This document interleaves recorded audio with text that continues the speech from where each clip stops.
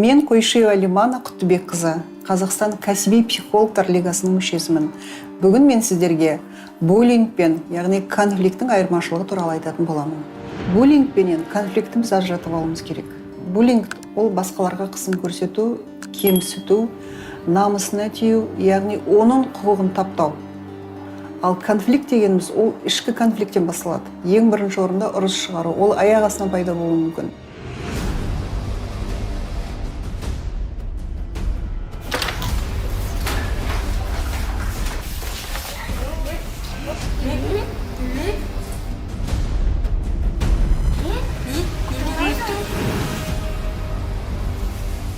Біз көріп отырғандағымыздай, мұнда балалардың аяқ астынан конфликтке ұшырады. Бұл жерде балалар өтіп бара жатқан кезде бір-біріне иықпен иық тіресті. Яғни аяқ астынан пайда болған конфликтті біз көріп отырмыз. Бұл жерде біз екі баланың, яғни күш сәйкессіздігін көріп отырмыз. Үлкен баламен және кіші бала арадағы туындаған конфликт.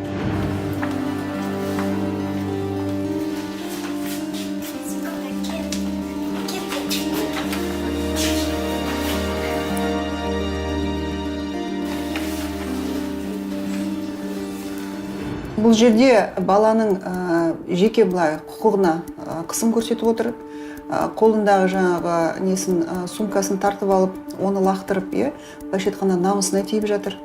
Бұл буллингтің бір түрі деп қарастыруға болады бұнда. Бұндай жағдайда екінші тарап қандай көңіл күйде болады? Баланың іште эмоция қысып тұр, бірақ қорғана алмай тұр. Бұл жерде оның әлсіздігін көріп тұрмыз. Екінші жағы бойы да ұзын, денесі де үлкен. Ол сол өзінің үлкен жаңа ірі денесімен өзінен кіші балаға қысым көрсетіп тұр. Соны біле тұра жасап тұр. Буллингте мысалға оның екеуінің жас айырмашылығында да ерекшелік болуы мүмкін. Қысым көрсетуге шамасының жетіп тұрған екен әрине жасауы мүмкін. Ол спортпен айналысуы мүмкін. Ол жақсы, мысалға айтқанда, өзінің ортасында өте өзіне сенімді, беделді болуы мүмкін. Одан кейін оның мысалға қалай айтады, арқасында мүмкін ағалары болуы мүмкін, я болмаса оның достары болуы мүмкін. Яғни ол өзіне сенімді түрде барады буллингте.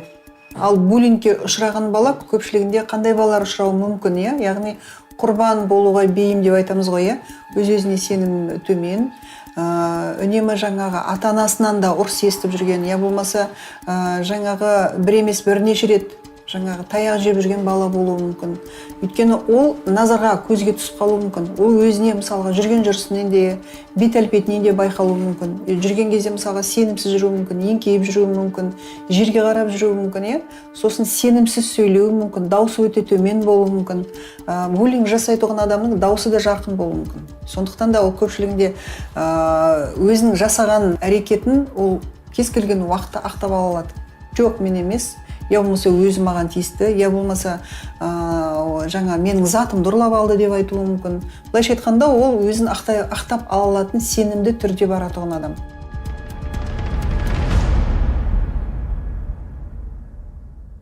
Екінші айырмашылық буллингтің қасақана жасалуы, ал конфликттің ойда жоқта орын алуы.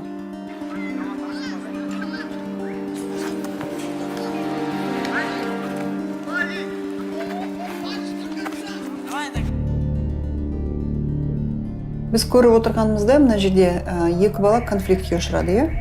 Бұл жерде қарап отырсақ агрессия, бұл жерде қарап отырсақ эмоция ауқымды болып отыр. Яғни аяқ астынан жанжалға ұласты.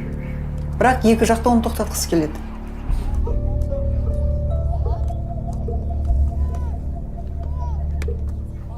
Буллинг бұл жерде жоспарланып жасалады. Мысалға, ол жерде қорлау бар, ол жерде намысқа тию бар. Ол жерде былайша айтқанда қасақана әдейі жасалған қысымдар. Сондықтан да ол жалғасып кетуі мүмкін. Мысалға, бір жағы әлсіз, екінші жағы күштірек болғанымен, әлсіз жақта сол қысымды оған жасағысы келеді. Алдағы уақытта оған ойланады, жоспарлайды. Қасақана соны қалай мен осыдан өзімнің ішкі ашуымды, ішкі өшімді, яғни намысының тапталғанын қалпына келтірем деген мақсат құру арқылы ол ары қарай жалғасып кетуі мүмкін. Күші басым адам әдейі жаңағы қасақана оның намысына тиюді жалғастыра береді, ары қарай оны былайша айтқанда тоқтатуды мүлдем ойламайды. Осылай ол айналасындағы мысалға көрермен деп айтуға болады, өзінің қатарластары деп айтуға болады, назарын аударту үшін жасайды. Кейде өзінің ішкі мынау менің самооценкасын қалпына келтіру үшін де жасауы мүмкін.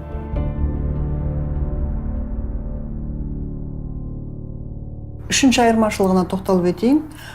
Конфликтте себеппен болады, ал буллингте себепсіз жағдайда орын алады.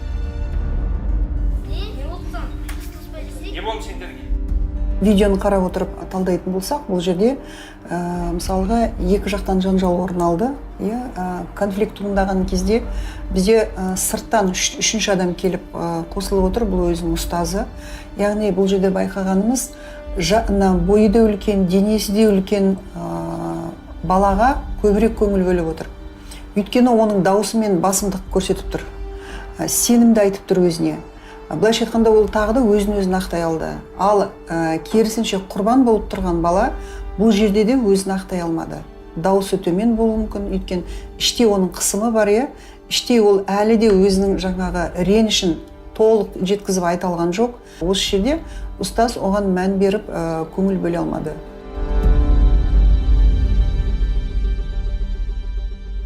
Төртінші айырмашылығына тоқталайық. Бұл жерде конфликт аяқ астан орын алуы мүмкін, және қысқа ғана болуы мүмкін, егер уақытына тоқталатын болсақ. Ал буллингте ол ұзақ уақыт алуы мүмкін. Мысалға, 1 ай, 2 ай, тіпті жылға да созылуы мүмкін. Өйткені қасақана жасалған қысым болғандықтан, ол оның артынан ары қарай жалғаса береді.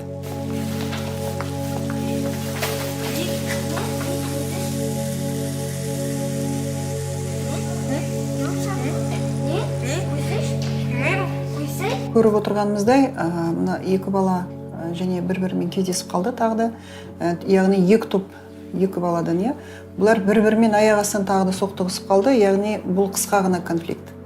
Бұл қазір конфликт болды, артынша ол қайта достасып кетуі мүмкін. Осы жерде ұмытылып кетуі де мүмкін. Бір-бірін түсіне алмай қалуы мүмкін бұл жерде. Одан кейін барып, кішкене шиеленісті түсіндіргеннен кейін бір-біріне ол шешілуі мүмкін артынан.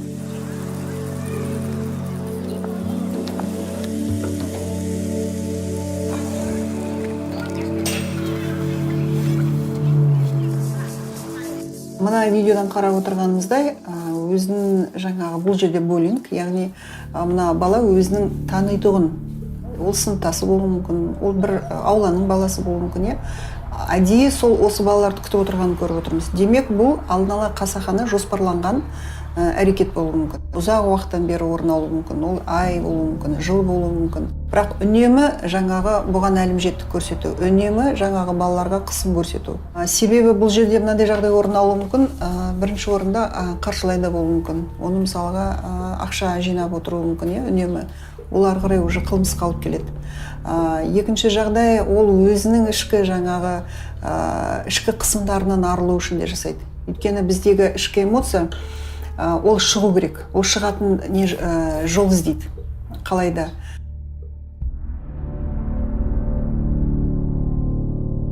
Бесінші айырмашылығына тоқталайық. Конфликт мысалға тоқтауы мүмкін. Ол жерде ұстаздар араласуы мүмкін, ата-ана араласуы мүмкін. Я болмаса өздері достасуы мүмкін. Я болмаса өздері екі жақтан былай бір мәмілеге келуі мүмкін. Ол тоқтауы мүмкін. Ал буллингте ол жалғасын табады. Буллингте әлдеқайда қиындау. Өйткені ол ай, жыл ары қарай жалғасып кетуі мүмкін. Көп жағдайда айналасындағы бақылап отырғандар, мысалға ұстаз болсын, ата-аналар болсын, кішкене назары тая бастағанда, кішкене ұмытыла бастаған кезде бұл қайтадан орын алуы мүмкін.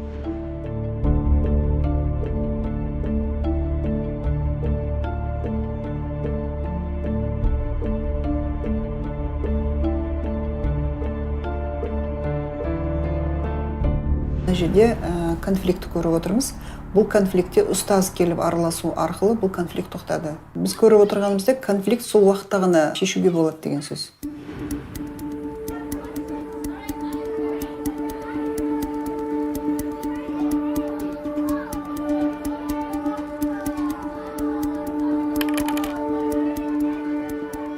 Сабақ оқып отырған қыз баланың артында отырған ер бала шашынан тартып мазақ қылып отыр, қайта-қайта жаңағы ойын айналасындағы балалардың мысалға күлкі мазаққа айналдырып отыр, назарын аудартып отыр өзіне. Бірақ бұған біз ойын баласы деп қарауымыз мүмкін, біз бұған мән бермеуіміз де мүмкін, иә. Бірақ ол ары қарай жалғасып кетуі мүмкін. Ол ары қарай мысалға бұл қыз осындай бір өзінің зардап шегуші құрбанға айналуы мүмкін. Одан кейін жанындағы балалар да соны жалғастыруда мүмкін. Өйткені құрбанды көргеннен кейін басқаларға да сол бір ойын ретінде ол сол нақты осы қызға мысалға осындай қысым жаңағыдай әлімжеттік жасауы мүмкін. Өзіне көңіл аударту үшін мысалы басқа балаларда осыны жасауы мүмкін, қайталауы мүмкін, шашынан тартуы мүмкін, аяғынан шалып құлатуы мүмкін, я болмаса затын алып лақтыруы мүмкін бір-біріне. Ондай да нәрселер бар ғой. Бас киімін лақтырып ойнайды, сумкасын лақтырып ойнайды, бермей, бірақ бұның арты бір үлкен сондай бір қиын жағдайға алып келуі мүмкін. Баланың өзінің күйзеліске ұшырауы, я болмаса болашақта ол баланың өз-өзіне деген сенімнің жоғалып кетуі деген секілді осындай қиындықтарға алып келуі мүмкін. Біз бұған мән беруіміз керек. Басты назар аудартатын дүние бар. Бұл жерде мысалға конфликт бүгін ғана болды, ертең ол бала ғой енді мысалға. Балалар ойнайды, шекседі, яғни ертең жарасады деп мән бермей қоямыз. Жоқ, керісінше. Алдын алу жолы ең бірінші орында баланың ойы тыңдалу керек. Яғни баланың ойы, пікірі тыңдалу керек. Баланың ішкі сезімінің шығуы керек ол. Яғни шыққанда мысалы ренжуі мүмкін, жылауы мүмкін, өкінуі мүмкін, жаңағыдай бір қысым көруі мүмкін. Ол тыңдалу керек. Тыңдалғаннан кейін одан нәтиже шығару керек. Нәтиже қалай шығарылады? Оларды мысалға топпен тренингтер өткізуі мүмкін. Жақсы қарым-қатынас орнату үшін арнайы жаңағыдай жаттығулар жасалуы мүмкін. Я болмаса сыныптарда мынандай не болуы мүмкін, орын алуы мүмкін.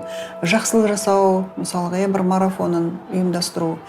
Я болмаса ешқандай бір себепсіз бір жақсылық жасау, я болмаса бір сыйлық жасау, тосын сый жасау деген секілді. Көпшілігінде бір қуантатұғын ішкі эмоцияның бір жақсы жағына қарай. Эмоцияның шығуын, ол іштегі эмоцияның шығуын мысалға ренішпен шығару емес, керісінше бір жақсылықпен шығарудың жолын қарастыруымыз керек. Ата-аналар осындай жағдайын байқаған кезде оны бала ойын баласы ойнайды бүгін, ертең соны ұмытылып кетеді деп қарастырамыз. Мысалға балалар ұрсып жатса, баланың ісіне есі кеткен араласады деп мысалға оларды көріп жатырмыз, мән бермейміз. Жоқ, ол ертең үлкен өкінішті жағдайға алып келуі мүмкін. Егер сіздің балаңызда жаңағыдай әлімжеттік көрсету, қысым көрсету егер қалыптасатын болса, ол енді біздің баланың психологиясы енді қалыптасып келе жатады ғой.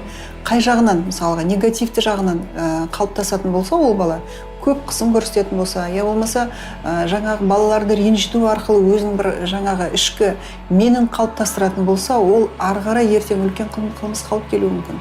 Сондықтан ол кішкентай енді басталып келе жатқан кезінен барып нету керек. Оны тоқтату керек. Тоқтатқанда жаңағы дұрыс әңгіме арқылы, дұрыс түсіндіру арқылы. Сол арқылы ол өзіне деген сенімін қалыптастыру керек.